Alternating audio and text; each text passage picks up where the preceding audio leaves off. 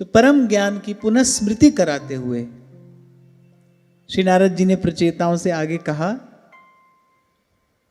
न भजति कुमनीषिणांस इज्जां हरिर्धनात्मधन प्रियो रसज्ञः श्रुतधन कुलकर्मणां मदैर्ये विदधति पापमकिंचनेषु सत्सु। बड़ा सुंदर श्लोक है। नारद जी कह रहे हैं भगवान तो अपने को माने प्रभु को जो सर्वस्व मानते हैं और कहा जो निष्किंचन है, बोले केवल उनसे ही प्रेम करते हैं, बड़े परम रसज्ञ हैं। भाव के वस्तुतः ग्राहक तो श्री ठाकुर जी ही हैं। पहले भी आपसे शायद मैंने कभी निवेदन किया था, भाव का आदर, भक्त के भाव का आदर केवल भगवान करते हैं, संसार नहीं कर सकता। और उसका कारण केवल एक ही है कि संसार में जहां तक मन बुद्धि जाता है वहां तक बस स्वार्थ का ही व्यापार है। और हम आप भी उसी में आते हैं। हम अपने आप को इससे मुक्त ना समझें। हम कभी ये ना समझें कि हमसे किसी ने स्वार्थपूर्ण व्यवहार किया। नहीं, हम भी स्वार्थपूर्ण व्यवहार ही कर रहे हैं। इस जगत में जहां तक आप देखते हैं, जहां तक मन बुद्धि जाता है, प्रपंच बंच सब काल व्याल को खायो, इस स्वार्थ का ही व्यापार है।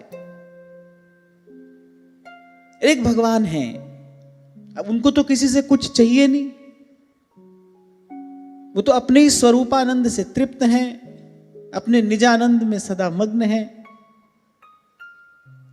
तो वो वस्तुतः भाव का आदर करते हैं। और दूसरी बात, क्योंकि वो स्वतः प्रेम स्वरूप भी हैं, वो प्रेमी भी हैं, वो प्रेमास्पद भी हैं। प्रेम का मूल्य क्या है, प्रेम की महिमा क्या है, ये भगवान जानते हैं। इसलिए श्री सूरदास जी कहते हैं, प्रीत की रीत को पैंडो ही न्यारो, कै जाने वृषभानु नंदिनी और कै जाने ये कान्हर कारो। महाप्रभु कह रहे हैं प्रीत की रीत रंगीलो ही जाने। फिर परम रसज्ञ हैं। वो प्रसंग स्मरण आ रहा है मुझे, त्रिपुरदास जी कायस्थ, कुछ नहीं मिला तो घर की एक वस्तु बेचकर और श्रीनाथ जी के लिए एक मोटे से वस्त्र का थान लेकर भेज दिया। लेकिन कह दिया भंडारी से कि किसी भी तरीके से वस्तु श्री ठाकुर जी के सन्मुख लाए जाने योग्य तो कदापि नहीं है। आप श्री गुसाई जी को भी मत निवेदन करना। जहां ठाकुर जी के सब वस्त्र रखे जाते थे भंडार में, वहीं नीचे उसको बिछाने का वस्त्र बना दिया। ये प्रसंग मैंने पहले भी आपको कई बार निवेदन किया है, कैसे श्री ठाकुर जी ने उस भक्त की भेजी हुई वस्तु को अपने हृदय से लगाया। इसको कहते हैं किसी के भाव का आदर करना, इसको कहते हैं रसज्ञ होना। तो श्री ठाकुर जी परम रसज्ञ हैं। प्रीत की रीत केवल वही जानते हैं, प्रेम लगाना भी वही जानते हैं, प्रेम निभाना भी वही जानते हैं। और मुझे तो लगता है उनके अतिरिक्त जब जब जहां जहां किसी ने प्रेम का दुरुपयोग किया है, उसने अंत में पीड़ा ही पाई है, क्लेश ही पाया है। प्रेम प्रभु के चरणों में लगे तभी सफल है, तभी सार्थक है, तभी वो सुख और शांति का कारण बनता है। इसीलिए श्री कबीर जी स्पष्ट कहते हैं, जा मार्ग साहिब मिले करे प्रेम कहावे सोए। तो दो बात नारद जी ने कहा, बोले एक तो भगवान किससे प्रेम करते, जो उन्हें ही अपना सर्वस्व माने। और दूसरी एक बड़ी महत्वपूर्ण बात कही, बोले जो निष्किंचन है। दशम स्कंद में श्री कृष्ण रुक्मिणी संवाद में भगवान कहते हैं माता रुक्मिणी से, निष्किंचना वयम शश्वन निष्किंचन जन प्रिया। कहा देवी हम तो सदा के निष्किंचन हैं, और बोले निष्किंचन ही हमसे प्रेम करते हैं और हम भी निष्किंचनों से ही प्रेम करते हैं। तो ठाकुर जी कह रहे ऐसे भक्त जो केवल हमको ही अपना सब कुछ मानते हैं, अच्छा ये हमारा प्रण है कि जो हमारा जैसा भजन करता है हम उसका वैसा ही भजन करते हैं। जो भक्त हमको अपना सर्वस्व मानते हैं, तो फिर बोले इसीलिए हम भी उन भक्तों को ही अपना सर्वस्व मानते हैं। बोले भक्तों के पास हमारे अतिरिक्त और कुछ नहीं है, हमारे पास हमारे भक्तों के अतिरिक्त और कुछ नहीं है। तभी उन्होंने माता रुक्मिणी से कहा, बोले अरे तुम कहाँ हमारे पास में आ गई, हम तो सदा के निष्किंचन हैं। और ठाकुर जी ने ये और कहा, और आप पर बहुत अधिक ध्यान भी नहीं दे पाएंगे, बोले आपको बहुत अधिक समय भी नहीं दे पाएंगे, आप पर बहुत अधिक ध्यान भी नहीं दे पाएंगे, क्योंकि हम भगतन के भगत हमारे, हम भगतन के भगत हमारे। जिनके पास ना अपबल है, ना तपबल, और ना धन का बल, ना बाहुबल, जिनके पास मेरे चरणों की भक्ति के अतिरिक्त और कोई बल, आश्रय, आधार नहीं है, जो केवल मुझे ही सदा सर्वदा सर्वत्र अपना जानते हैं, मानते हैं, मेरे अतिरिक्त और कुछ भी स्वीकार नहीं करते, बोले वो मेरा सर्वस्व है, मैं उनका सर्वस्व हूं। यहां ये जो बात कही गई, इसको कहने का तात्पर्य श्री नारद जी का क्या है कि ये जितना साजो सामान है, सम्मान है, ये सब आपका मन लेता है, और मन एक है, या तो यहां दे लो या प्रभु के चरणों में उसको निवेदन कर लो।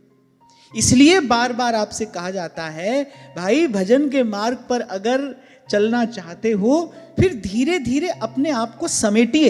इससे पहले भी एक बार हमने इस विषय पर चर्चा की थी। गीता में भगवान ने दो बात कही, एकांत और अपरिग्रह। एकांत से तात्पर्य कि बहुत ज्यादा लोगों की भीड़ ना हो आपके जीवन में, और अपरिग्रह से माने बहुत ज्यादा वस्तुएं आपके जीवन में ना हो, जितने से निर्वाह हो जाए उससे भी थोड़ा कम।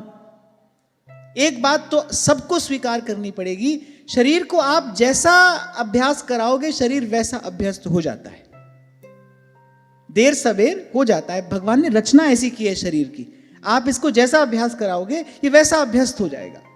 हमको यहां पर बैठकर भी गर्मी लगती है, देखो कितनी सुंदर सब व्यवस्था है, बढ़िया वातानुकूलित कक्ष है, फिर भी एक आध बार कभी कभी मैं देखता हूं कोई पीछे बैठ के ऐसे ऐसे कर रहा होता है, तो हमको यहां पर बैठकर भी गर्मी लगती है।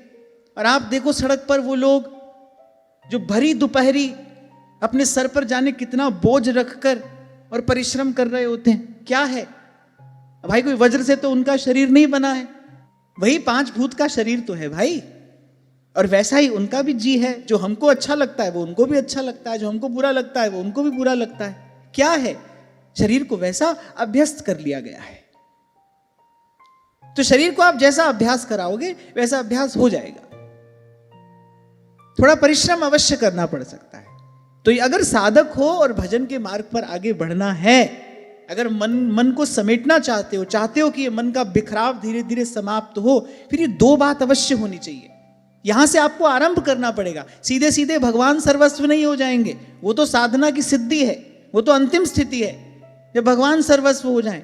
पर पहले इसके लिए प्रयास करना पड़ता है, और उस प्रयास की विधि भगवान बता रहे हैं, एकांत और अपरिग्रह।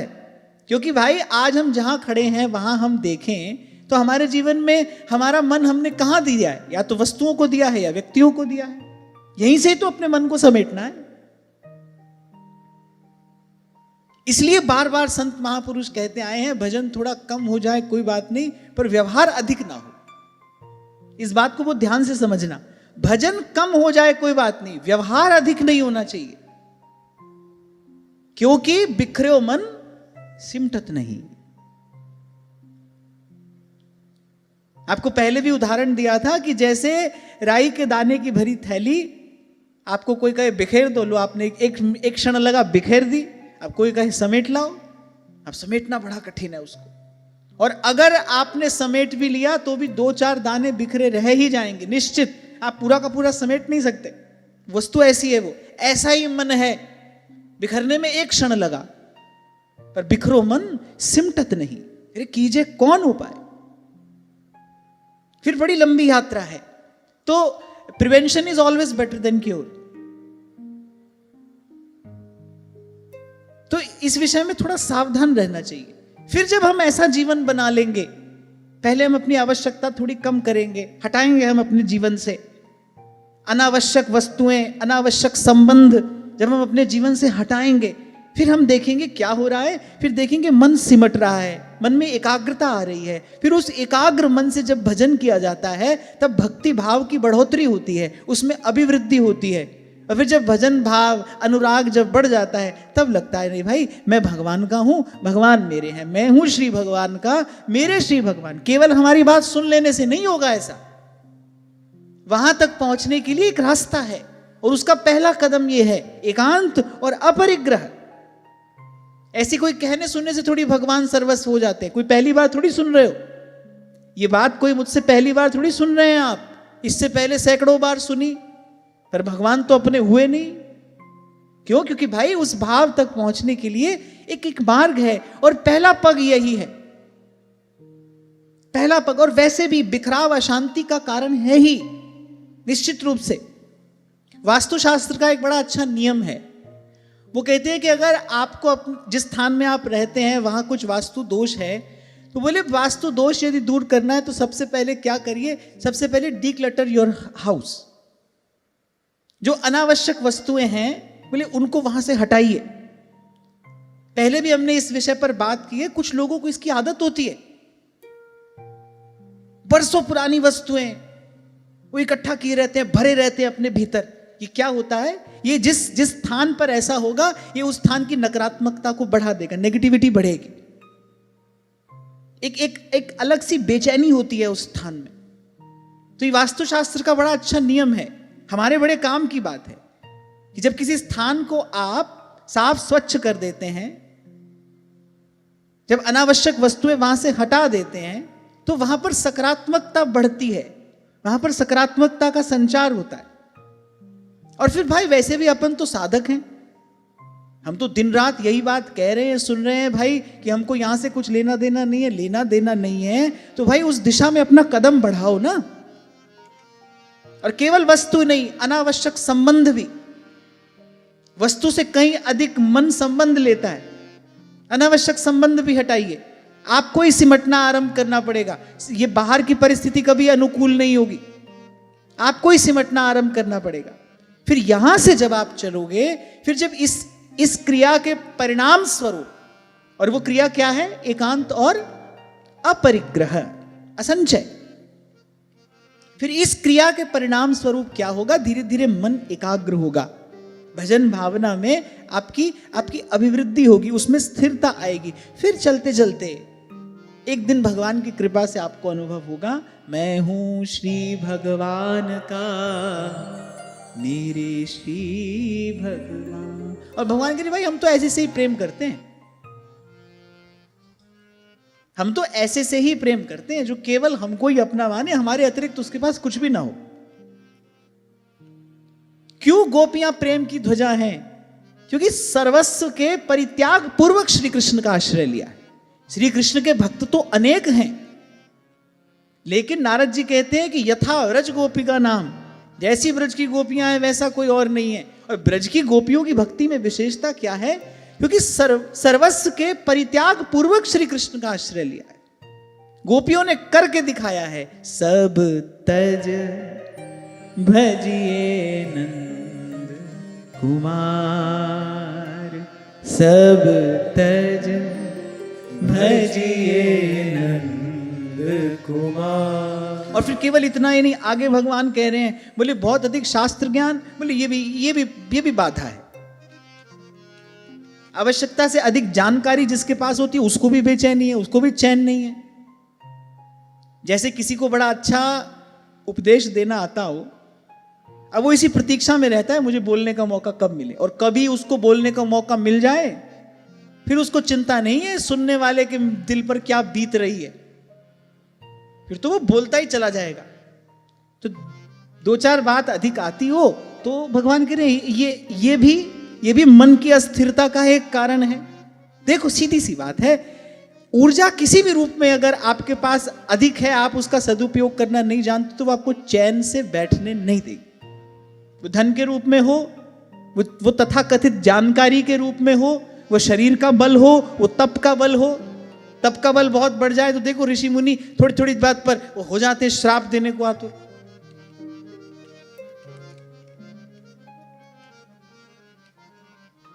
अब जैसे दुर्वासा जी हैं, मैं इसे बड़ी विनम्रता पूर्वक कह रहा हूं, यद्यपि वो जो भी करते हैं भगवान की इच्छा से ही करते हैं, और जिसके पास जाते हैं उसके यश की अभिवृद्धि ही कराते हैं। पर भाई उनका स्वभाव ऐसा है, सामने वाला कहता है ये नहीं मिले तो अच्छा है।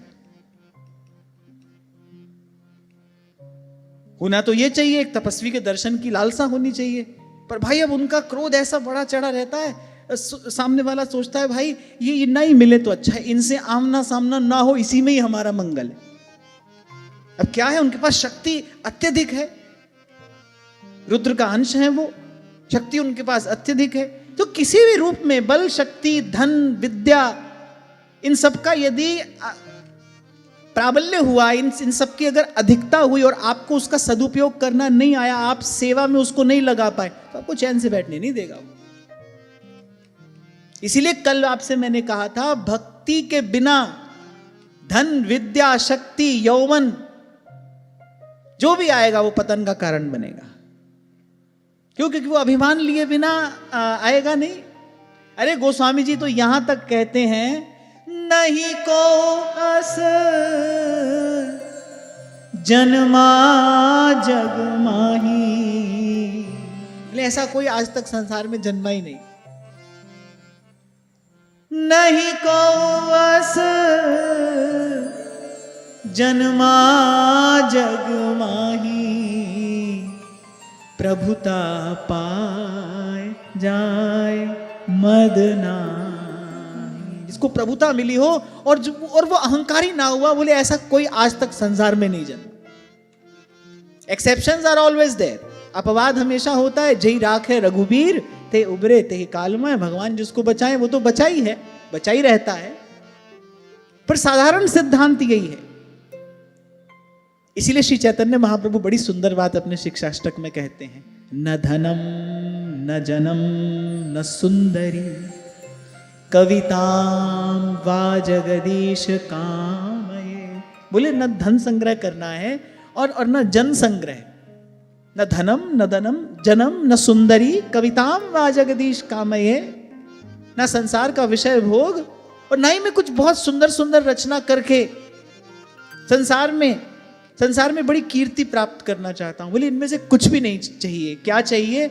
मम जन्मनि जन्मनीश्वरी भवताद भक्ति रहितु की त्वयि, जन्म जन्म रति राम पद यह वरदान न पाए। क्या बाली ने जो प्रभु से कहा वो बड़ी बड़ी मर्म स्पर्शी, बड़ी सुंदर भावना है। हे नाथ करि करुणा विलोकम, देहु बर जो मांगूं, जेहि जोनि जन्म कर्म बस, तहाँ राम पद अनुरागं। हे नाथ कर करुणा बिलोक। तो ये सब आने पर तो होता क्या है, उल्टे व्यक्ति निष्किंचन भक्तों का तिरस्कार कर बैठता है, निष्किंचन साधु का तिरस्कार हो जाता है। इतना व्यक्ति मदान्ध हो जाता है, उसमें इतना श्रेष्ठता का अभिमान आ जाता है कि वो जो निष्किंचन जन है उनका तिरस्कार कर बैठता है। और ध्यान रखना, और सकल अग मुचन को नाम उपाय है नीक, पर भक्त द्रोह को जतन नहीं होत वज्र की लीक। श्री कृष्णदास जी कहते हैं अपनी वाणी में, कहते हैं हरिदासन सो गर्व न करिए, इन अपराध परम पद हूते उतर नरक में परिए। और भगवान ने इस सिद्धांत को प्रकट दिखाया। 3 बार आसुरी योनि में जन्म लेना पड़ा जय विजय को कि नहीं, वो नारकीय जीवन जीना पड़ा जय विजय को। हैं कौन? भगवान के पार्षद, परम पद के अधिकारी हैं, परम पद प्राप्त कर चुके हैं। अरे निष्किंचन सनकादिक गए हैं, तन पर एक लंगोटी है, उन्होंने कहा अरे चले जा रहे हैं वैकुंठनाथ की ओर, रोक लिया, जो कदापि नहीं करना चाहिए था। यद्यपि उनके मस्तक पर ब्रह्म तेज है और वो भगवान के पार्षद हैं, उनको ये विचार करना चाहिए था, अरे जो यहां तक आया है उसकी गति कोई साधारण होगी? जो वैकुंठ के द्वार तक आ गया है, क्या उसकी गति साधारण होगी? क्या उसका तपबल सामान्य होगा? पर बस उस प्रभुता के मद में, यद्यपि जो था भगवान की लीला थी, भूल गए कि निष्किंचन भक्तों के साथ कैसा आचरण करना चाहिए। इन अपराध परम पद हूते उतर नरक में परिये। और श्री कृष्णदास जी तो आगे कहते हैं, हाथी घोड़ा चढ़ मेरे भैया भव सागर नहीं तरिए। रोल्स रॉयस में बैठकर भव सागर पार नहीं किया जाता है, उसके लिए तो महापुरुषों की चरण रज ही है। यही एक नौका है जो जीव को उस पार ले जा सकती है।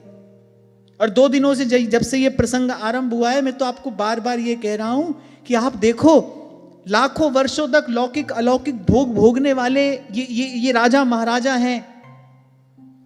अरे इनको शांति नहीं मिली, हमको कहां से मिल जाएगी? संसार की 2-4 शुद्र वस्तु इकट्ठी करके हमको कहां शांति मिल जाएगी? तभी श्री स्वामी जी महाराज कहते हैं, अरे दिवस 4 के हला भला में तू कहां लेगा लाद?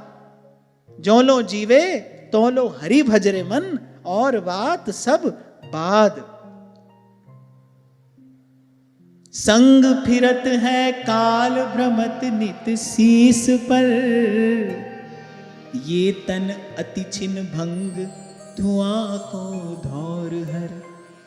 याते दुर्लभ काल न वृथा गमाइए, ब्रज नागर नंदलाल सुनिस दिन गाइए। ब्रज नागर नंदलाल सुनिस दिन गाइए। हम संसार में किसी भी वस्तु को देखते हैं, उसके गुण दोष का आकलन करते हैं तो अपनी बुद्धि से ही तो करते हैं। मुंडे मुंडे मतिर भिन्ना, एक ही वस्तु कोई उसमें दोष देख रहा होता है, कोई उसमें गुण देख रहा होता है। तो व्यक्ति संसार में जो भी देखता है उसका आकलन अपनी बुद्धि से ही तो करता है। लेकिन जब व्यक्ति मदांध होता है, जब ऐसी बुद्धि मलिन हो जाती है, फिर व्यक्ति क्या करता है? फिर भगवान के जो प्यारे संत हैं, जो निष्किंचन महात्मा हैं, उनमें भी साधारण बुद्धि कर बैठता है। संसार में तो भाई जिसके पास बहुत तामझाम हो ना, उसी कोई बड़ा संत कहा जाता है। मुझे तो बात बरसों से बड़ी अटपटी लगती जब कोई कहता है ना वो बहुत बड़े संत हैं। अरे संत भी कोई छोटा बड़ा होता है। अगर कोई बड़े संत हैं तो फिर छोटे वाले भी होंगे, क्योंकि बड़े के साथ तो छोटा होता ही है। कहते बहुत बड़े संत हैं। अब उनसे पूछो भाई क्यों बड़े हैं ये? क्योंकि भाई आगे पीछे चलने वाले लोग बहुत हैं, बंगला गाड़ी बहुत है, बड़ी मान्यता है, बड़ी प्रतिष्ठा है। तो हम बड़प्पन का जो आकलन करते हैं हम अपनी बुद्धि से ही तो करते हैं। हमारे पास जो पैरामीटर है किसी चीज को देखने का, हम उसी के अनुसार तो बड़ा छोटा आंकते हैं। पर यहां भगवान से पूछो बड़ा कौन है? व्यास बड़े हरि के जना, कियो बड़ोपकार। हरि सो धन हृदय दियो, छुड़ा दियो संसार। बड़े हरि के जना, बड़े हरि के जना। जिनके हिय में बसत हैं 3 लोक के नाथ, बड़े हरि के जना, वो बड़े हैं।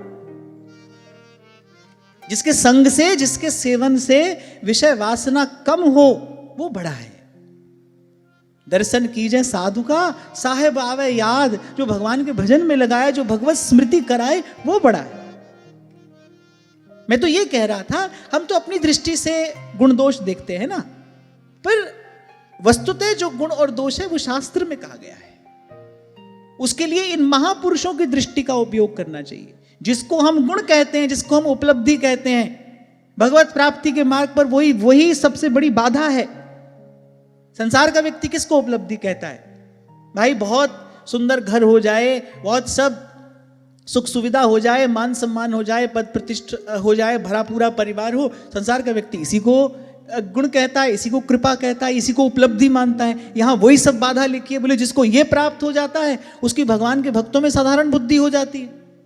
वो किसी ना किसी प्रकार से कभी ना कभी और अहंकार के अधीन होकर, अभिमान के अधीन होकर निष्किंचन महात्माओं का निरादर कर बैठता है, उनका तिरस्कार कर बैठता है। और भगवान कहते हैं ऐसे दुर्बुद्धियों की पूजा तो मैं कभी भी स्वीकार नहीं करता।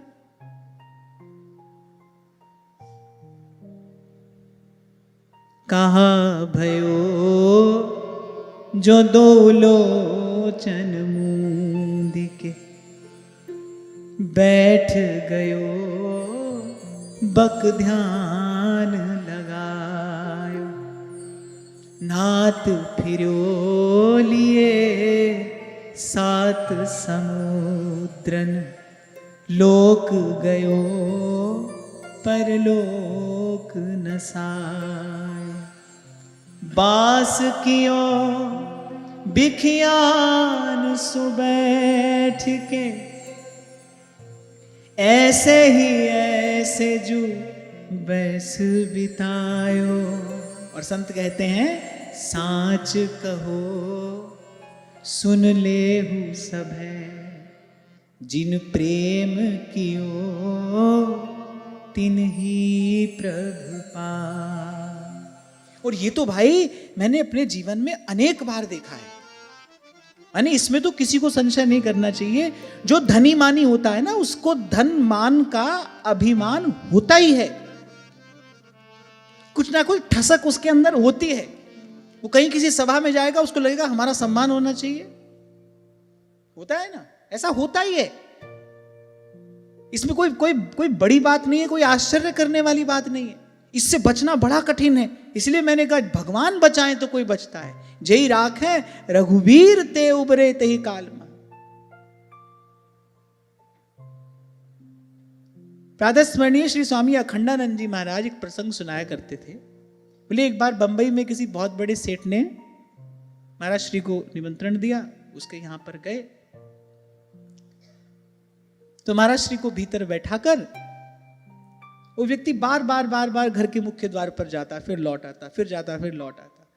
तो महाराज श्री कहने लगे हमको अच्छा नहीं लगा कि देखो हमको बुलाया और हमको भीतर बैठाकर और हमारी तरफ कोई विशेष ध्यान ही नहीं है। पता नहीं ऐसा कौन महत्वपूर्ण व्यक्ति है जिसकी ओर बार बार देखने के लिए जाता है।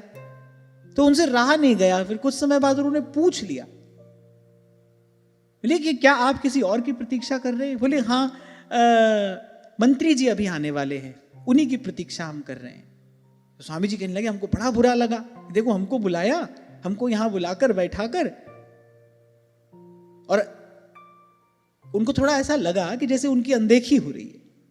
लेकिन थोड़ी देर के बाद, कुछ क्षणों के बाद ही, अब वो तो संत हैं, ज्ञानी महापुरुष हैं, विवेक जगा है उनका, उन्होंने अपने मन को कहा कि तुम भी तो इस प्रकार अंतर्यामी प्रभु को छोड़कर और बाहर संसार के द्वार द्वार पर घूमते हो, अंतर्यामी प्रभु को कैसा लगता होगा? ये जो सब है ना भाई, ये मन लेने वाला है, ले लेता है ये आपका मन। बार बार आपसे कहता हूं जितना अधिक होगा ये सब जितना अधिक होगा उतना ही मन बिखरा हुआ होगा, उतना ही मन दुर्बल होगा।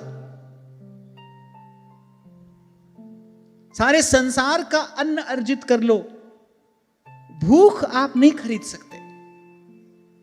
सोने चांदी का पलंग बिछाकर बिछाओ उस पर मखमली बिछौना, चैन की नींद नहीं ला सकते आप।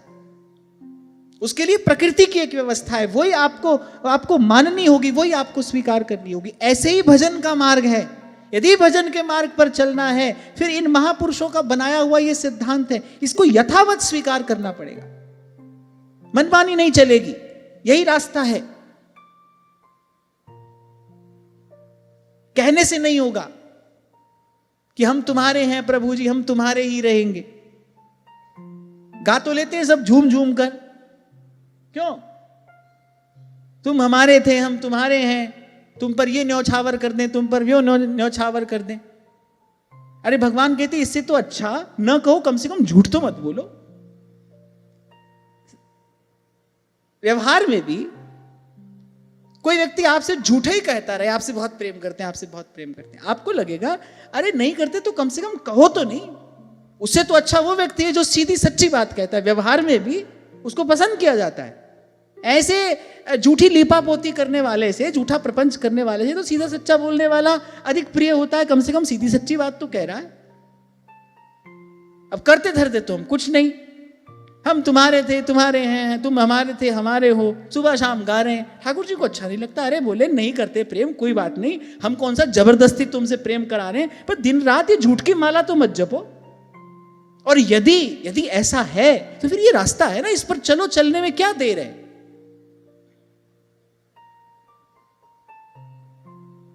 कुछ समय पहले भी जब यहां ऐसी चर्चा हुई थी तब मैंने कहा था कम से कम जाकर और कुछ नहीं तो अपनी अलमारी तो हल्की कर दो। चलो तिजोरी हल्की करने में तो भी देर लगेगी, कम से कम जाकर अपनी अलमारी तो हल्की कर दो। व्यर्थ की जो वस्तुएं हैं कम से कम वो तो हटा दो।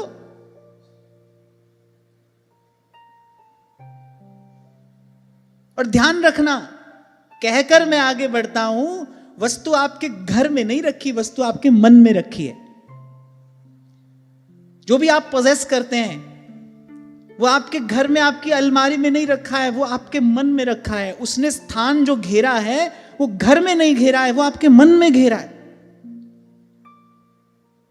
प्रेम के मार्ग पर यदि आगे बढ़ना है तो सबसे पहला पग साधक को यह उठाना चाहिए, एकांत और अपरिग्रह।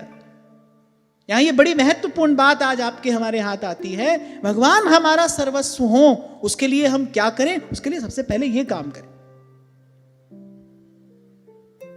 आपको मैंने सुनाया था ना, एक बार एक व्यक्ति ऐसे ही भजन संध्या कहीं हो रही थी, वो गा रहे थे, ठाकुर जी से कह रहे थे तुझ पे सूरज वार डारू, चंदा वार डारू, स्वर्ग वार डारू, बैकुंठ वार डारू। एक महात्मा बैठे थे, ब्रजवासी महात्मा रहे होंगे। हाँ बोले, ये सब सबरो तेरे बाप को है, तू बारे चलो जा रहे हो। बोले अपनी घर दुकान बार दे, उसका तो नाम ही नहीं है। सूरज, चंदा, स्वर्ग, वैकुंठ, ये सब कहने में क्या जाता है? यही बात संत कह रहे हैं। बोले बास कियो बिख्यान सो बैठ के, बड़े बड़े व्याख्यान दो, बड़ी बड़ी बात कहो सुनो, ऐसे ही ऐसे जो बैस बितायो, साच कहो सुन ले हूं सब है, जिन प्रेम कियो तिन ही प्रभु पायो। भगवत रसिक देव यही बात कहते हैं ना, नाचे गावे चित्र बनावे, करें काव्य चटकीली, अरे पर सांच बिना हरि हाथ ना आवे, सब रहनी है ढीली। नाचे गावे चित्र बनावे, कवे करे काव्य चटकीली। आज तो भाई उसी की मान्यता है। नाचे नहीं तो कम से कम गाकर नचा तो दे। क्यों? चलो आप न नाचे, पर कम से कम गाकर सबको नचा तो दे। नाचे गावे, चित्र विचित्र बात बनाता हो, बढ़िया बढ़िया चुटकुला सुनाता हो, थोड़ी सास बहू की बात सुनाए, थोड़ी पति पत्नी की बात सुनाए, तब तो कुछ आनंद आता है।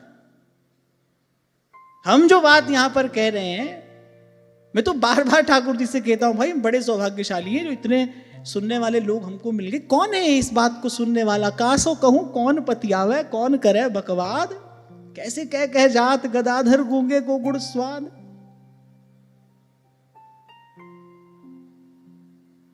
कुछ दिन पहले की बात है, एक बालक मुझसे मिला, पुराना परिचय था। तो उसने मुझसे कहा कि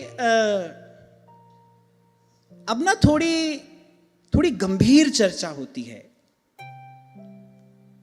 मैंने कहा सीधे सीधे बोलो, गंभीर होती है या थोड़ी बोरिंग होती है? तो मैंने कहा हमको पता है तुम्हारे मन में क्या है। तो मैंने कहा बेटा, पहले जो चर्चा होती थी वो कहने सुनने के लिए होती थी, अब जो चर्चा होती है वो करने मरने के लिए होती है।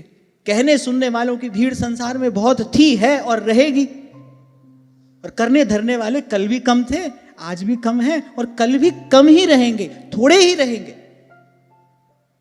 कहने सुनने वालों की भीड़ तो कल भी थी, आज भी है और कल भी रहेगी, पर जो करने धरने वाले हैं, जो करके दिखाने वाले हैं, उनकी भीड़ तो कल भी कम थी, आज भी कम है, उनकी संख्या कल भी कम ही रहेगी। ऐसे जन तो सदा ही दुर्लभ रहे।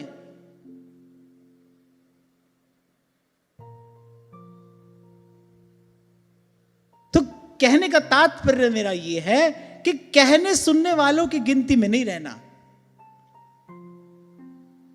सत्य की बात 1000 लाख बार कहने सुनने से कहीं अच्छा है उस दिशा में एक कदम उठाया जाए, एक पग आगे बढ़ाइए।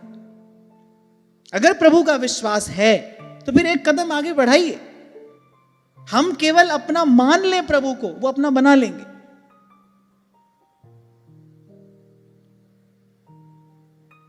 हम केवल मन से प्रभु को अपना मान लें, इतने से प्रभु अपना बना लेते हैं। और संसार को आप अपना बनाते बनाते मर जाओ, वो आपको अपना नहीं मानता है। हर कोई अपने आप से ही प्रेम कर रहा है भाई, अपने ही सुख से लगा हुआ है। शब्द अलग अलग हैं, there are different gestures, but अंत में सब परत हटाकर देखो, प्रत्येक व्यक्ति अपना ही सुख तो ढूंढ रहा है, अपना ही सुख तो चाहता है। और यहां देखो, आप केवल अपना मानो प्रभु को, वो इतने से आपको अपना बना लेते हैं। कितनी बड़ी बात है ये, एक बार इसका विचार करना। कुछ भी नहीं करना है, बस मन से प्रभु को अपना मान लेना है। प्रभु की दृष्टि पड़ती है उस जीव पर। और ये कोई बात मेरी बनाई हुई बात नहीं है, भगवान का श्रीमुख वाक्य है। वाल्मीकि रामायण में भगवान कहते हैं, सकृदेव प्रपन्नाय तवास्मीति छयाचते अभयं सर्वभूतेभ्यो ददाम्येतत् व्रतम मम। और यहां भगवान ने कह दिया, भाई हम किसी के नहीं है, हम भगतन के भगत। हमारे भक्त माने जिसका मेरे अतिरिक्त और कुछ नहीं है, कोई नहीं है, कहीं नहीं है। आधा अधूरा संबंध बनाना, आधा अधूरा निभाना, ये तो संसार की रीत है ना भाई, प्रभु के दरबार की रीत नहीं है। वो तो सच्चिदानंद घन है, पूर्ण पुरुषोत्तम है, जो भी करते हैं वो पूरा ही करते हैं। किसी को अपना बनाएंगे तो पूरा ही बनाएंगे। पहले के श्लोक में यही तो कहा, एक बार हृदय में आ जाएं, बोले फिर उस हृदय को छोड़ते नहीं। एक बार किसी को स्वीकार कर लें तो फिर सदा सदा के लिए उसकी संभाल करते हैं। एक बात है हमारे लिए यहां, या तो ये है या नहीं तो कुछ नहीं है। अब हमको देखना है, हम यहां हैं तो सब कुछ है, और यहां नहीं है तो कुछ नहीं है, कहीं नहीं है, बीच में कुछ नहीं होता है। कई बार आपको मैंने एक उदाहरण दिया, या व्यक्ति या तो जीता है या मरता है, बीच की तो स्थिति एक होती है, उसको कहते हैं कोमा। ये तो बड़ी दुर्दशा है। कोमा में पहुंच जाए कोई व्यक्ति तो परिवार के लोग कहते हैं, अरे इससे तो चला ही जाता। कोई व्यक्ति कोमा में पहुंच जाए ना तो परिवार के लोग ही कहते हैं, अरे इससे तो चला ही जाता, ये भी एक और होता, हम भी एक तरफ होते, अस्पताल आना पड़ेगा, रोज बाट जोहनी पड़ेगी। साधु संतों के पास जाकर लोग कहते हैं, बोले महाराज बड़ा दुख पा लिया इन्होंने, अब आप कृपा करो ये मुक्त हो जाए। ये मुक्त हो जाए कि तुम मुक्त हो जाओ। जिससे बड़ा लाड़ दुलार करते थे उसी की मृत्यु की याचना लेकर व्यक्ति जाता है। हमारे साथ घटी एक बार ऐसी घटना। कोई आया, बोले महाराज बड़ा दुख पा लिया इन्होंने, अब आप कुछ ऐसा करो ये मुक्त हो जाए। मैंने कहा हमारे पास कोई गोली रखी है ऐसी, तुमको दे दें, जाओ इसके मुख में रखो ये मुक्त हो जाए। अरे मुक्त होने से क्या मतलब है, सीधे सीधे कहो हम चाहते हैं कि अब ये मर जाएं और हम मुक्त हो जाएं। तो बीच की स्थिति तो ये है भाई, इसको दुर्दशा कहते हैं।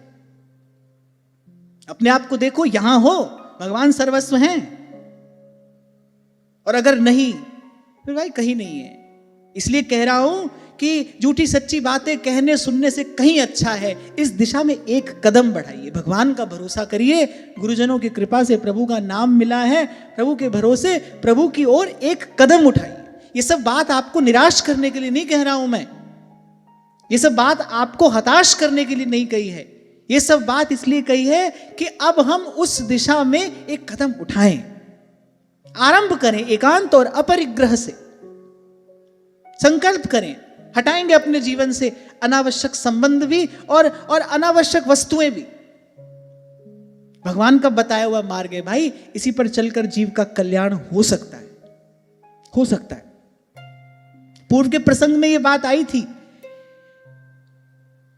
4 लोगों से अधिक संबंध बनेगा तो 4 वस्तुएं भी अधिक आपको संग्रह करनी पड़ेंगी। आजकल के लोग कहते हैं ना, अब भाई सोसाइटी में मूव करने के लिए ये भी करना पड़ता है, सोसाइटी में मूव करने के लिए ये भी करना पड़ता है। इसी सोसाइटी की चक्की में पिसना, जब मृत्यु शैया पर पड़े होगे तब पास कोई होगा नहीं, ऐसी निराश अवसादग्रस्त होकर मरना, फिर आना, फिर मरना, फिर आना। ध्रुवदास जी यही बात तो कहते हैं कि बड़ी मूढ़ता गही जी है और लई लोक की लाज। अरे बड़ी मूढ़ता गही जी है, लई लोक की लाज। संसार क्या कहेगा, हम किसी के नहीं जाएंगे तो हमारे कौन आएगा। हम नहीं जाएंगे तो हमारे कौन आएगा। कितना महत्वपूर्ण है संसार। देखो आपके लिए कितना महत्वपूर्ण है संसार। बात आप भगवान की कर रहे हो, बात आप भजन की कर रहे हो, और भगवान भजन की नहीं कर रहे। सुख शांति की बात तो प्रत्येक व्यक्ति कर रहा है। भगवान के अतिरिक्त सुख शांति कहां है? प्रभु के चरणों के अतिरिक्त कहां है सुख शांति? देवता, असुर, मनुष्य तीनों पहुंचे भगवान के पास। बड़ी सुंदर स्तुति की। भगवान ने कहा बहुत प्रसन्न है, मांगो क्या मांगते हो। मैंने सब कुछ दे दो आप हमको बार बार यहां आना नहीं पड़े। ठाकुर जी कोई आश्चर्य नहीं हुआ। ठाकुर जी तो जीव का स्वभाव जानते ही हैं। स्वभाव तो दुष्टा, जो स्वभाव से दुष्ट है, स्वार्थी है। देवता, मनुष्य और असुर तीनों पहुंचे। बड़ी सुंदर स्तुति की। भगवान प्रसन्न हो गए। बोले मांगो क्या मांगते हो। बोले बार बार कौन आएगा, कौन स्तुति करेगा, और प्रसन्न हो कि नहीं हो। आज तो प्रसन्न हो गए। बोले जो सब है ना सब दे दीजिए, हमको बांट दीजिए। और जब भगवान ने सब कुछ बांट दिया, वो तीनों बहुत राजी होकर चले गए। जब चले गए तो माता लक्ष्मी ने कहा, बोले प्रभु एक वस्तु आपने रख ली अपने पास। भगवान मुस्कुराए। बोले आपने देख लिया। बोले क्यों? क्योंकि वो वस्तु आपने जहां रखी ना, बोले वहां मेरा नित्य निवास है। कहां रखी? श्री चरणों में। लक्ष्मी जी ने कहा प्रभु वहां तो मेरा नित्य निवास है ना, आप वहां कुछ रखेंगे तो मुझे तो खबर पड़ेगी। मैंने जान लिया एक वस्तु आपने वहां रख ली, पर वो वस्तु पे जान नहीं पाई कि वो वस्तु क्या है। आपने एक वस्तु तो रख ली, वो वस्तु क्या है? ठाकुर जी ने मन ही मन कहा कि तुमको तो हम बिल्कुल नहीं बता सकते। अब लक्ष्मी जी तो हट पर अड़ गई, अरे हमको तो बताना ही होगा। ठाकुर जी ने कहा अच्छा ठीक है हम बता देंगे पर देंगे नहीं। लक्ष्मी जी ने कहा ठीक है दीजिएगा मत, पर हमको बताइए तो सही, हमको जानना है कि वस्तु क्या है। ठाकुर जी ने आवरण हटाया तो वहां जो वस्तु रखी है वो कौन सी है? शांति। भगवान ने कहा हमने सब दे दिया, लेकिन शांति तो यही है, जीव का विश्राम तो यही है।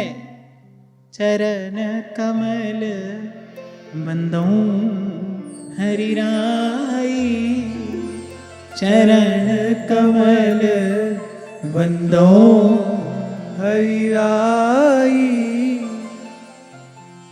तो हम चाहें कि हम प्रभु के हो जाएं, प्रभु हमारे हो जाएं, तो भाई फिर यहां पहुंचना पड़ेगा। और यहां पहुंचने के लिए सबसे पहला कदम है, उस पर हमने थोड़ी चर्चा की, ये उठाना है।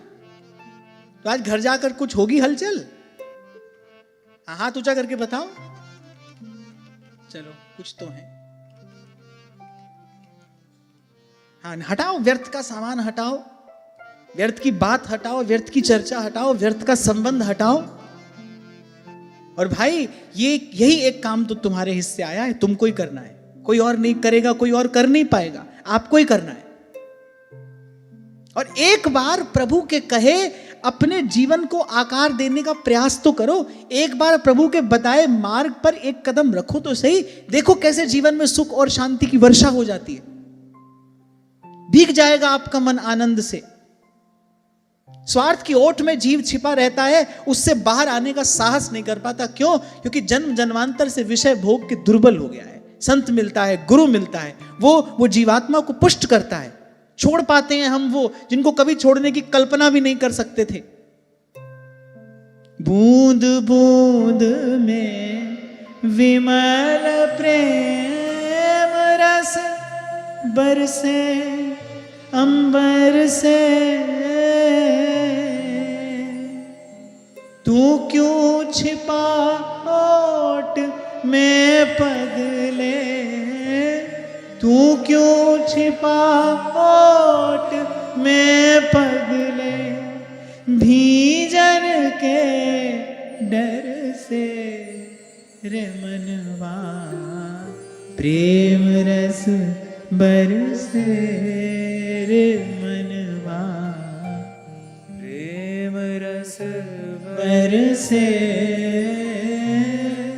मन चातक क्यों तरसे रे मनवा प्रेम रस बरसे।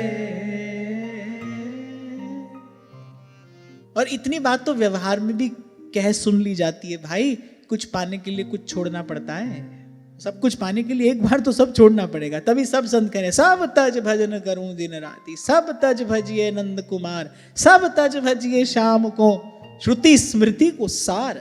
ये सब संतों ने जो सब तज कहा ना, किस लिए भाई? इसके बिना भगवान हाथ आते नहीं आते।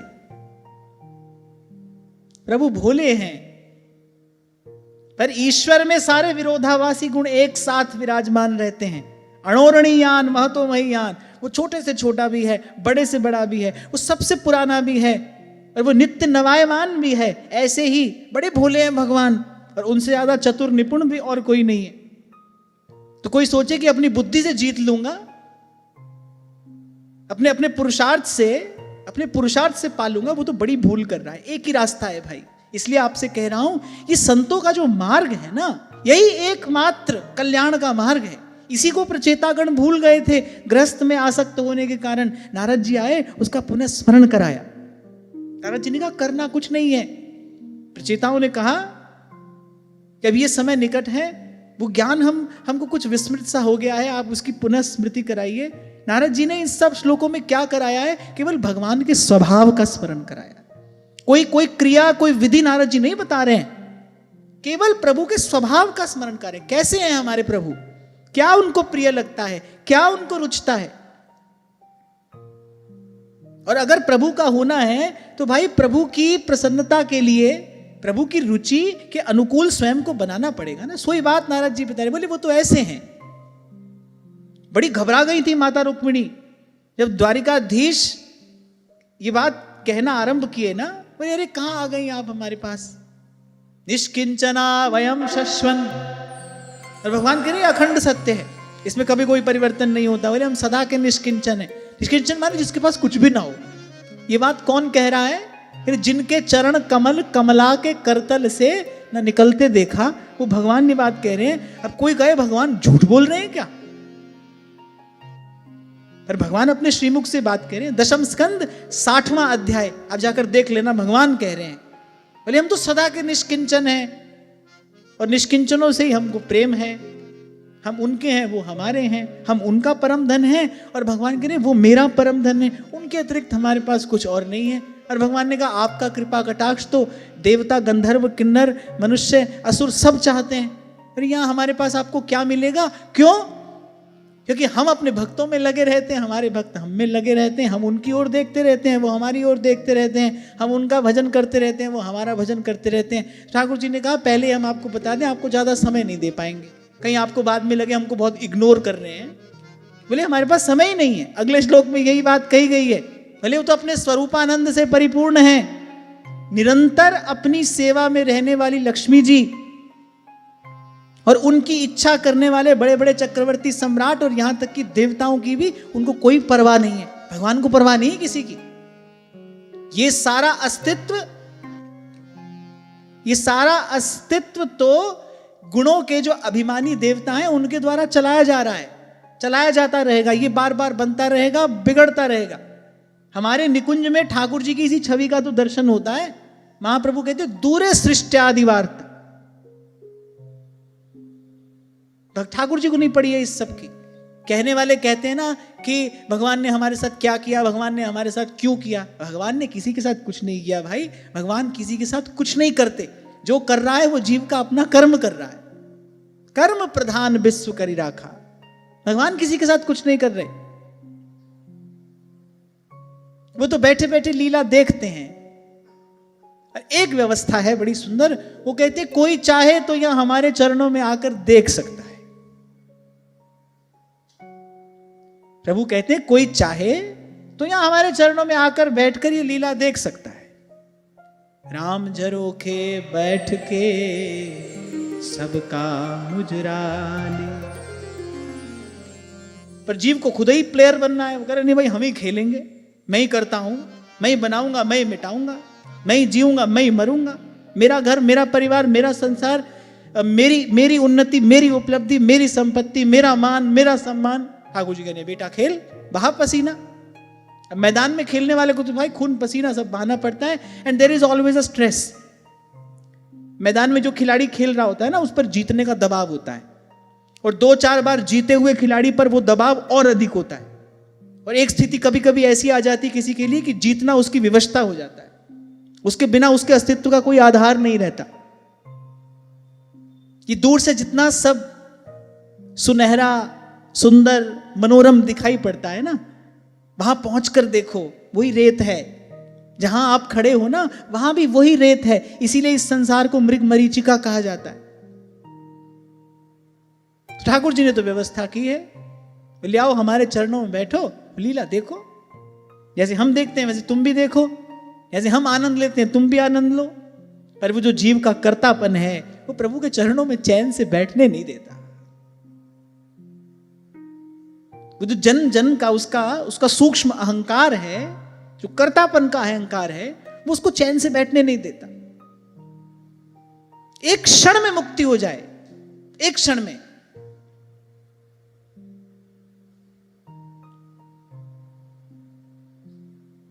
पर इसके लिए तब ही हो ही सब संशय भंगा,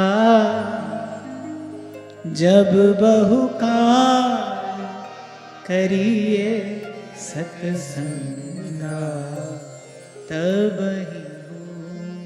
ये 2 इतने महत्वपूर्ण श्लोक हैं जिनकी आज हमने चर्चा की। 2 श्लोक से 2 बात समझ में आई। एक तो भगवान को जीव से कुछ भी नहीं चाहिए, वो कुछ देने योग्य भी नहीं है, पर प्रभु को कोई आशा अपेक्षा भी नहीं है। वो केवल एक बात चाहते हैं कि सब आश्रय छोड़कर जीव उनका आश्रय ले ले, सब संबंध तोड़कर जीव उनको अपना बना ले, अपना मान ले। मैंने कहा आप केवल मानो प्रभु अपना बना लेंगे। और वही संसार में देखो, आप किसी को अपना बनाने के लिए मर जाते हो, अपने जीवन की सारी सुख शांति आप दे देते हो, तन धन यौवन जीव सब कुछ लगा देता है किसी को अपना बनाने के लिए। अंत में उसके हाथ में कुछ भी नहीं होता। अपना बनाने के लिए मर गया, जीवन दे दिया, हाथ में कुछ नहीं आया। और प्रभु को केवल अपना माना, इतने से प्रभु अपने बन गए। मानने से अपने बन जाते हैं प्रभु। तो वो कहते कोई हमको अपना मान ले, सब सहारे छोड़कर मेरे पास में आ जाए।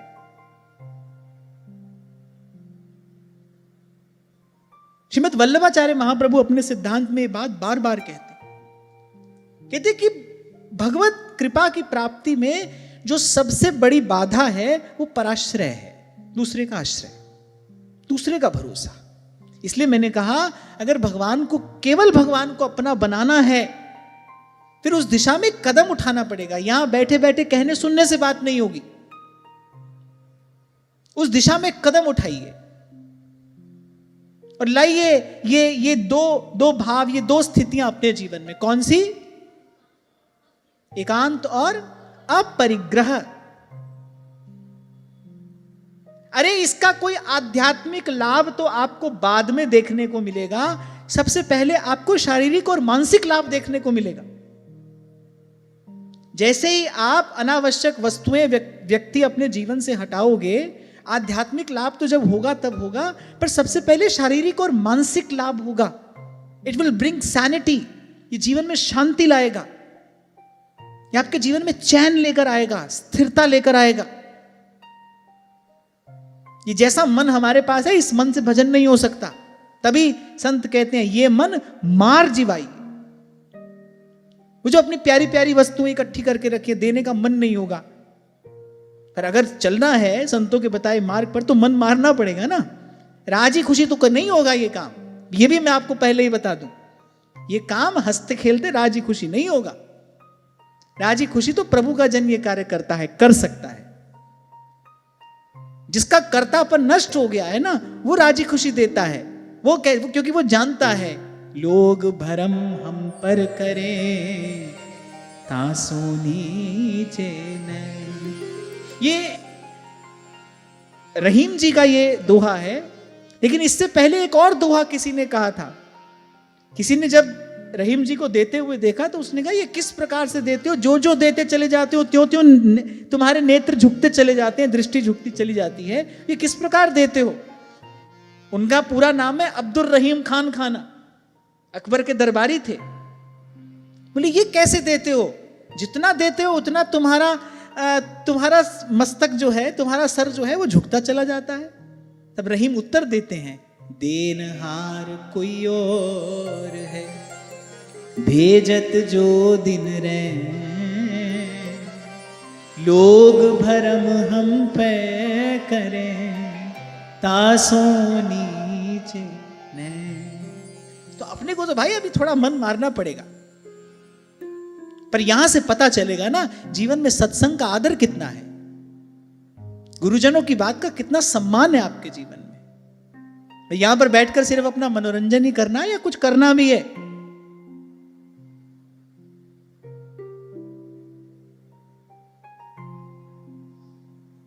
कहा था मैंने आपसे, भाई सब कुछ तो अनुकूल है यहां पर आपके, क्यों अच्छा नहीं लगेगा यहां पर आना?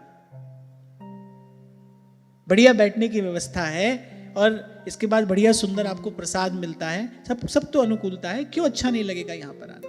पर देखना, टटोलना अपने भीतर कि ऐसे ही केवल अपने मनोरंजन के लिए जा रहे हैं या आत्म कल्याण की कुछ इच्छा है। अगर है तो हरि पद भज न विलंब कर, तीव्रेण भक्ति योगे न यजेत पुरुषम परम।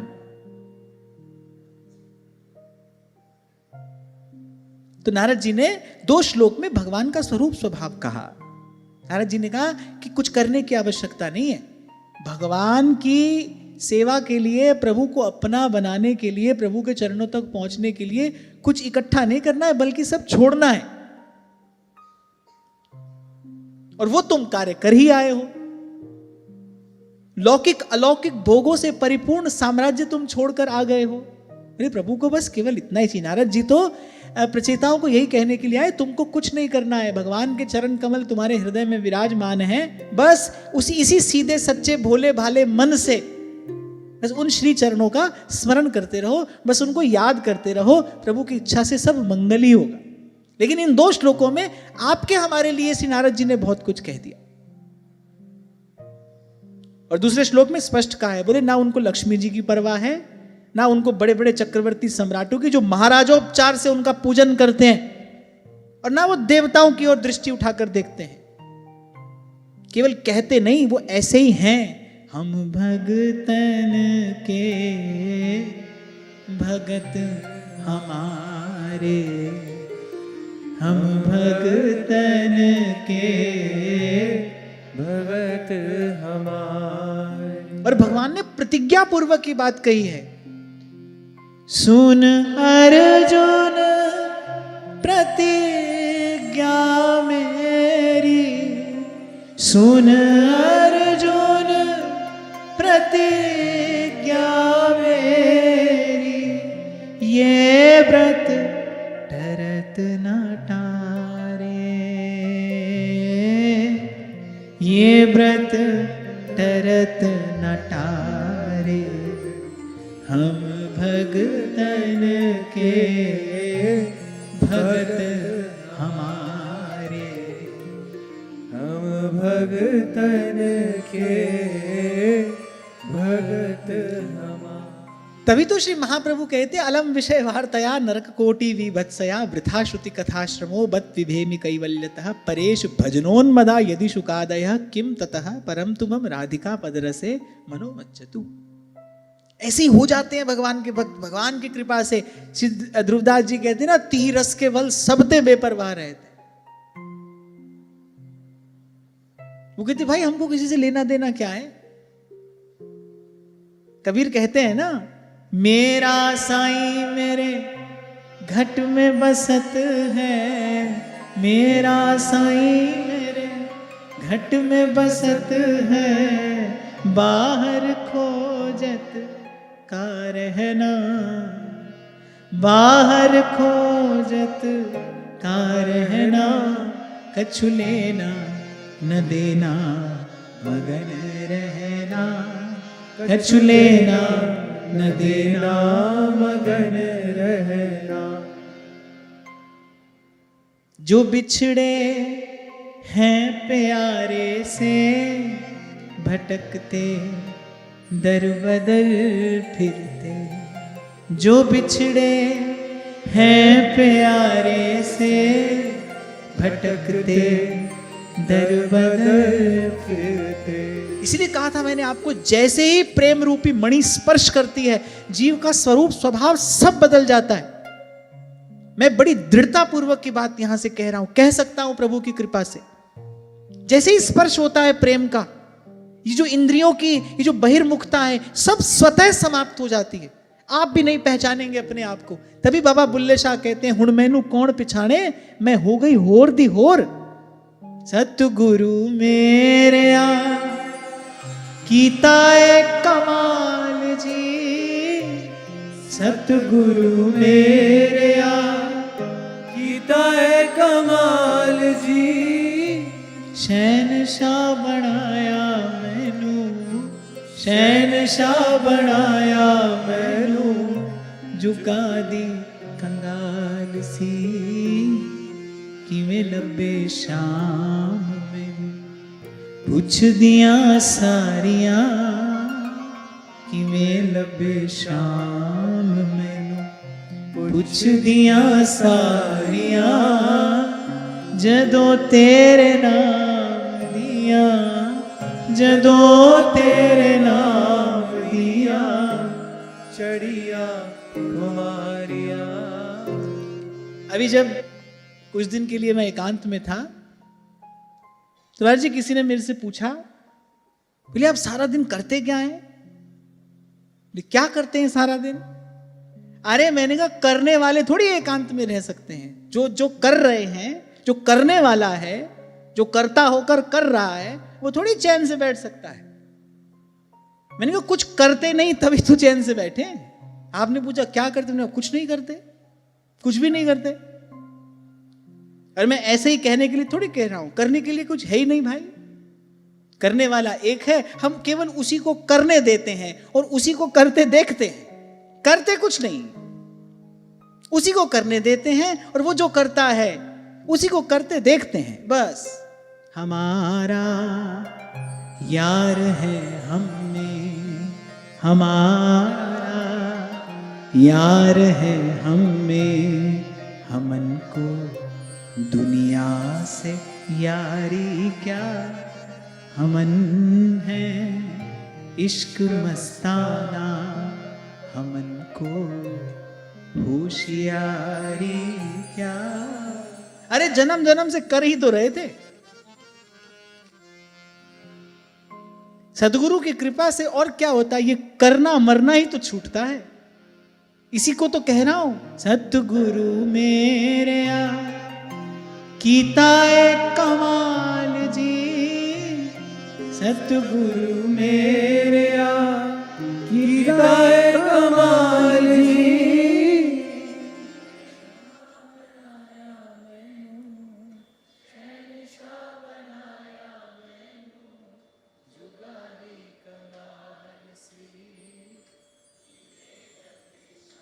चल बजा दे यार।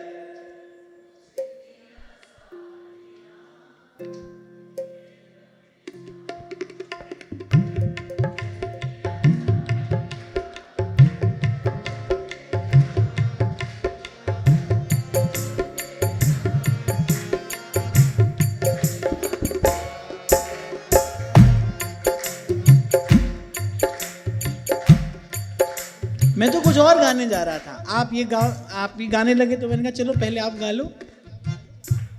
जो बिछड़े हैं प्यारे से भटकते दर बदर फिरते, जो बिछड़े हैं प्यारे से भटकते दर बदर फिरते, जो बिछड़े हैं प्यारे से भटकते दर बदर फिरते, जो बिछड़े हैं प्यारे से भटकते दर बदर फिरते।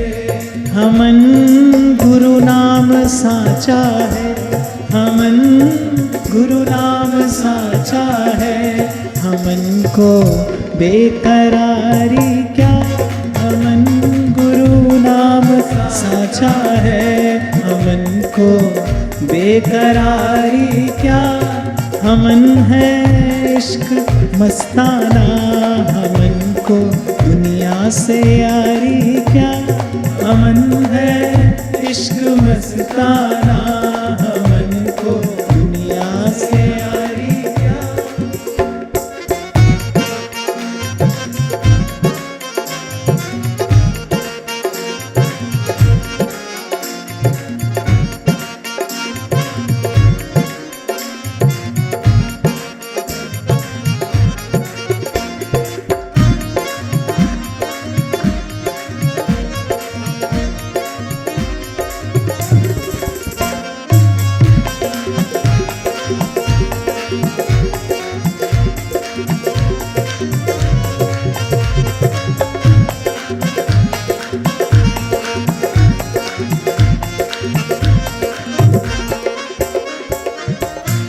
न पल बिछुड़े पिया हमसे, न हम बिछुड़े प्यारे से। न पल बिछुड़े पिया हमसे, न बिछड़े हम प्यारे से। न पल बिछड़े पिया हमसे, न बिछड़े हम प्यारे से। न पल बिछड़े पिया हमसे, न बिछड़े हम प्यारे से। उन्हीं से नेह लागी है, उन्हीं से नेह लागी है। हमन को बेकरारी क्या, उन्हीं से नेह लागी है। हमन को बेकरारी क्या, हमन है इश्क मस्ताना, हमन को होशियारी क्या। हमन है इश्क मस्ताना, हमन को होशियारी क्या। रहे आजाद या जग से, हमन को दुनिया से यारी क्या। रहे आजाद या जग से, हमन को दुनिया से यारी क्या।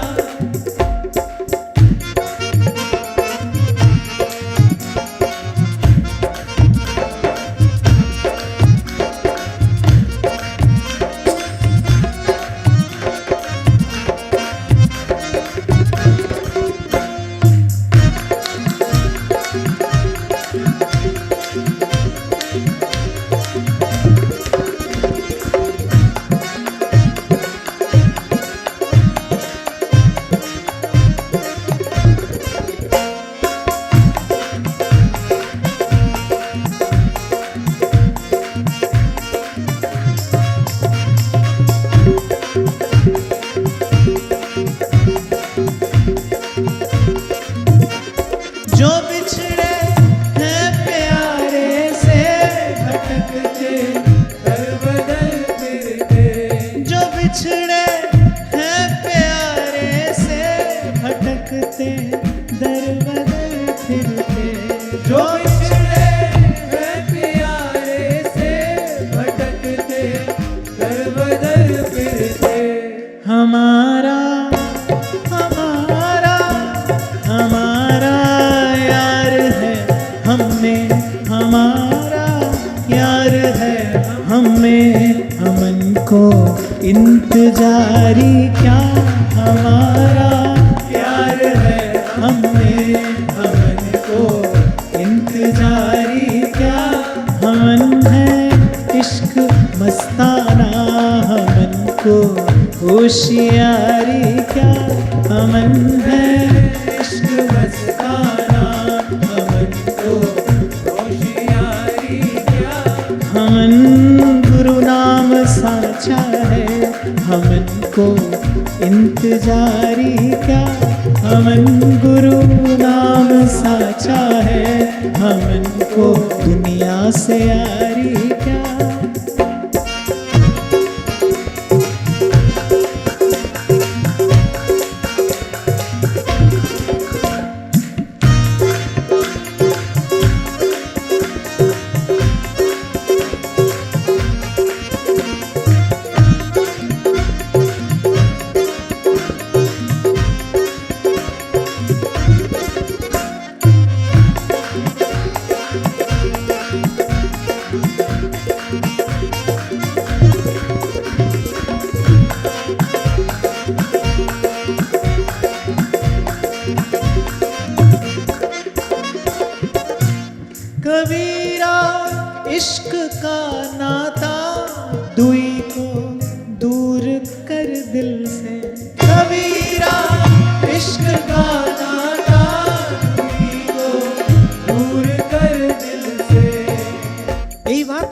पहले आपसे कह रहा था मैं, कल भी इसी बात पर चर्चा हुई, एक और हो जाइए।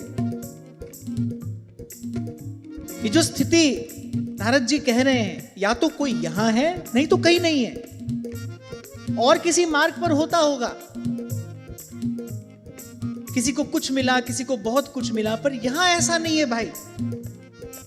यहां तो कह तो प्रभु मिले, पर नहीं तो कुछ नहीं मिला। सदगुरु मिला तो सब मिला, और नहीं तो मिला न कोई। There is no grey zone. यहां ऐसा कुछ नहीं है कि आपको थोड़ा मिल गया, किसी को अधिक मिल गया। या तो प्रभु मिले या नहीं मिले, या तो आप यहां हैं नहीं तो कहीं नहीं है। कबीरा इश्क का नाता दुई को दूर कर दिल से। कबीरा इश्क का नाता दुई को दूर कर दिल से। कबीरा इश्क का नाता दुई को दूर कर दिल से। कबीरा इश्क का नाता दुई को दूर कर दिल से। जो चलना जो चलना राह नाजुक है, जो चलना राह नाजुक है, तो सिर पे बोझ भारी क्या। जो चलना राह नाजुक है, तो सिर पे बोझ भारी क्या। हमारा यार है हमें हमन को इंतजारी क्या। हमारा यार है हमें हमन को इंतजारी क्या। हमन गुरु नाम साचा है, हमन को दुनिया से यारी क्या।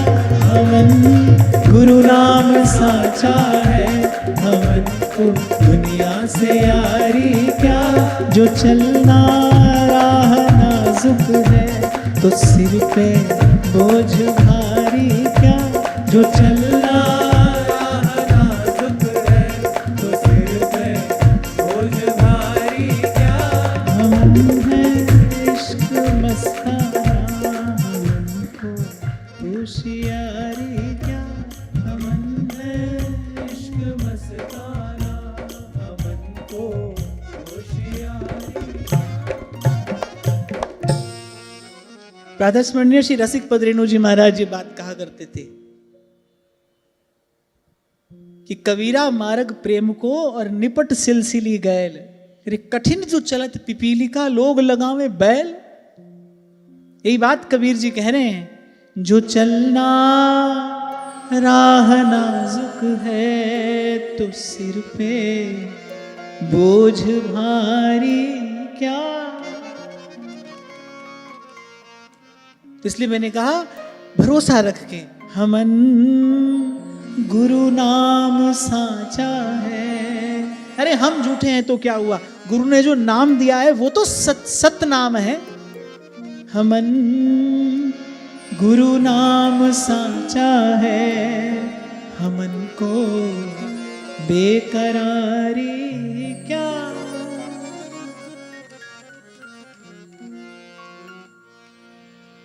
तो इस प्रकार सत्संग लाभ देकर श्री नारद जी ने लगा दिया प्रचेताओं को। कहा श्री हरि के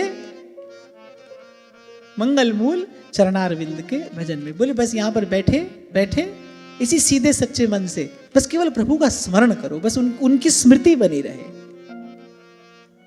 यही भजन की श्रेष्ठतम विधि है। याद बनी रहे, बस केवल प्रभु के चरण कमलों का स्मरण करो। और तुलसी संगत साध की कटे कूटी अपराध। थोड़ी देर का नारद जी का सत्संग मिला, प्रचेताओं का वो जो किंचित मल विकार विक्षेप आदि था वो सब नष्ट हुआ, दूर हुआ। मन शांत स्वच्छ प्रभु के चरणारविंद में स्थिर हो गया। और अंत में इसी प्रकार भगवान के चरणों का ध्यान करते करते प्रचेताओं ने भगवत धाम की प्राप्ति की।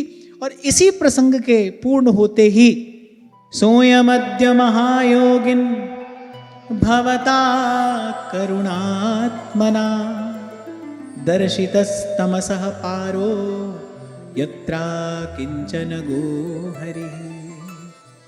विदुर जी ने श्री मैत्रेय जी के चरणों पर अपना मस्तक रख दिया और बोले आपने मुझे अज्ञान अंधकार के उस पार पहुंचा दिया। बोले आपने मुझे जीवन मुक्ति का अनुभव करा दिया, आपने मेरी चेतना को वहां पहुंचा दिया जहां साक्षात श्री हरि विराजमान है। इस श्लोक का बड़ा गूढ़ गंभीर और सुंदर तात्पर्य है। दो बात, एक तो मुक्ति मरने के बाद नहीं है, जीते जी है, और वो जीवन मुक्ति केवल केवल और केवल किसी सत्पुरुष के संग से ही पाई जा सकती है। नारद जी को, श्री विदुर जी को श्री मैत्रेय जी का संग प्राप्त हुआ और इस दीर्घकालिक सत्संग सत्र के विश्राम के समय विदुर जी का रोम रोम कृतज्ञ है। मैत्रेय जी के चरणों पर अपना मस्तक रख दिया और कहा प्रभु आपने मुझे जीवन मुक्ति का अनुभव करा दिया, मेरी चेतना सब प्रकार के बंधनों से मुक्त स्वयं को अनुभव कर रही है। आपने मुझे ये ज्ञानालोक देकर साक्षात वहां पहुंचा दिया, यहां भगवान विराजमान है। फिर आगे श्री सुखदेव जी महाराज ने महाराज परीक्षित को राजा प्रियव्रत का चरित्र सुनाना आरंभ किया है। पंचम स्कंद से राजा प्रियव्रत का चरित्र आरंभ होता है। आज की वार्ता श्री जी के चरणों में निवेदन करते हुए ये चर्चा कल से आरंभ करेंगे। आप सबके हृदय स्थित प्रभु को प्रणाम।